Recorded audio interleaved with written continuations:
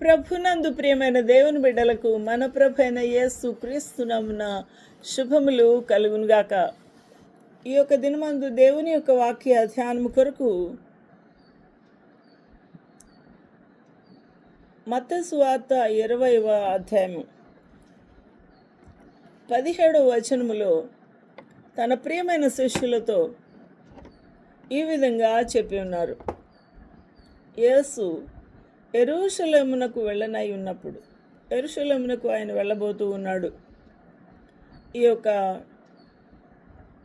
దేవాలయమును శుద్ధి చేసి మట్టలు పట్టుకొని ప్రభువుకు హోసన్న జయము, దావీదు కుమారుడా జయమని కేకలు వేయక మునుపు శిష్యులతో ప్రభు చెప్పిన విధానము. యేసు యెరూషలేమునకు వెళ్ళుచూ ఉన్నాము. వెళ్ళనై ఉన్నప్పుడు ఆయన 12 మంది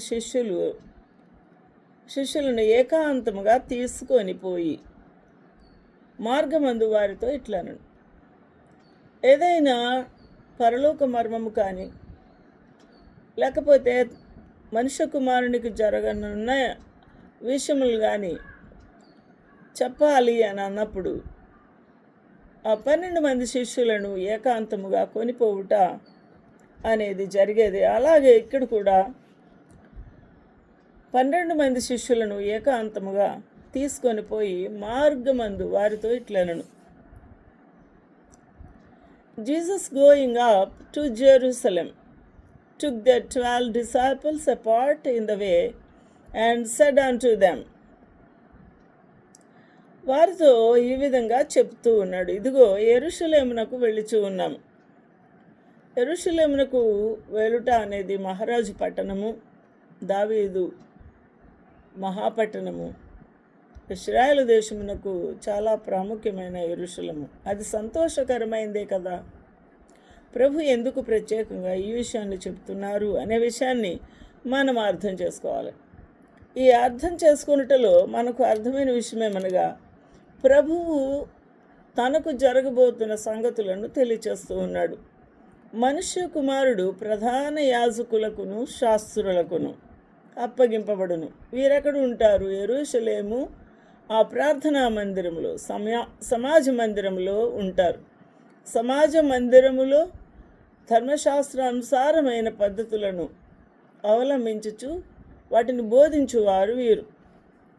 వీరికి యేసుక్రీస్తు ప్రభువును మనుష్య